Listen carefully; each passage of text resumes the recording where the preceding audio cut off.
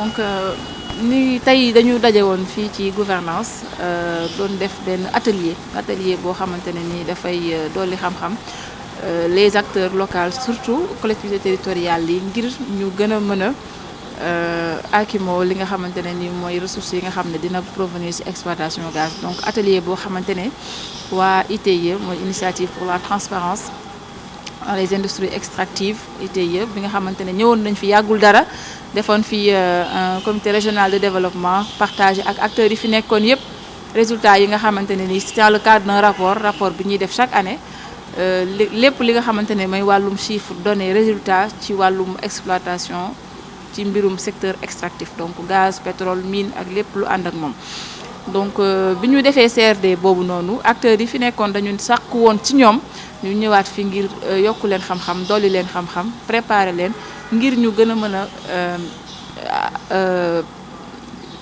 akimoo ak am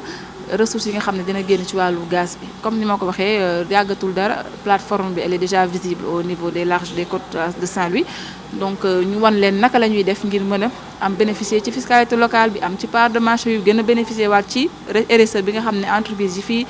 yi nga xam ne ñoom ñooy def exploitation bi mën ci am. Donc looloo waral tey waa ITIE yi teewoon fi ngir wax leen lépp loo jëm ci wàllum gouvernance ak fiscalité ci lépp lu jëm ci wàllum secteur extractif. Wan nañ leen cadre juridique bi yan loi ñoo ko tënk yan décret yan arrêté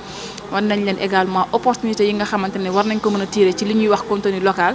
wan nañ leen également défi yi nga xamante ne mooy opposé maanaam bu ñu jógul ñoom jëm ci entreprise yooyu noonu may tudd léegi bu ñu toogee di xool rek yeneen i dinañu lu bëri dina leen romb ci loo xamante ne waroon na gën a mën a tax ñoom ñu gën a mën a jàppale seen population yi nga xamante ne ñoom ñooy les premiers impactés ci exploitation gaz bi. Donc mu nekk lu ñuy rafetlu bu baax a baax nekkoon moment échange yu am solo donc ay questions yu bëri leeral nañ ko wan nañ leen naka la ñu mën a def ngir mën a am ci ressources yi bu baax a baax war nañ leen alternative yi yëpp. Donc ñu ciy jaajëfal bu baax ITIE bi nga xamante ne ñëwaat na fii partagé ak ñun xam-xam boobu noonu.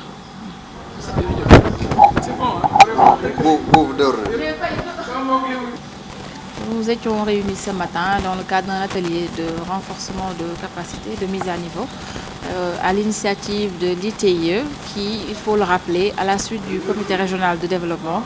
était tenu il y a quelques mois.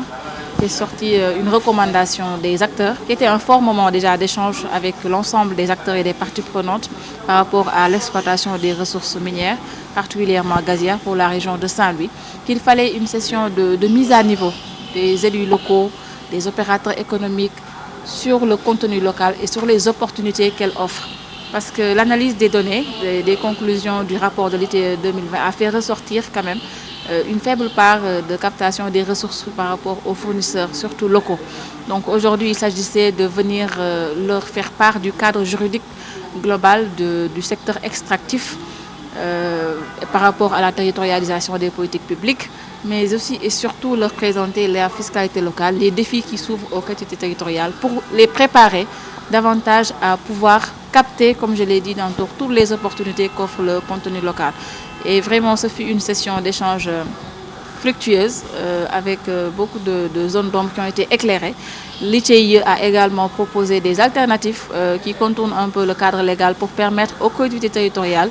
d'avoir accès à ces parts-là de manière générale. Donc demain, la session va se continuer. Aujourd'hui, c'était avec les élus territoriaux, certains services techniques déconcentrés, notamment les régies financières et les autorités administratives. Donc demain, il sera question de rencontrer les opérateurs économiques, les hôteliers et tout pour les préparer davantage à capter toutes les opportunités d'affaires par rapport au secteur extractif. Donc chose toute importante, comme je l'ai dit tantôt, les ressources minières, gazières et pétrolières seront partagées au niveau national, mais il est important, là où c'est découvert, que ces populations puissent en bénéficier davantage. Donc c'est tout l'intérêt de cette activité. Et je profite de l'occasion pour remercier l'ITIE qui est en train d'abattre un travail extraordinaire en matière de transparence pour la gestion du secteur extractif par rapport au partage des données qualitatives, par rapport au secteur extractif, mais surtout sur le fait de venir partager ces aspects-là pour mieux préparer les acteurs locaux à s'approprier davantage les ressources qui vont provenir de l'exploitation future du gaz et du pétrole.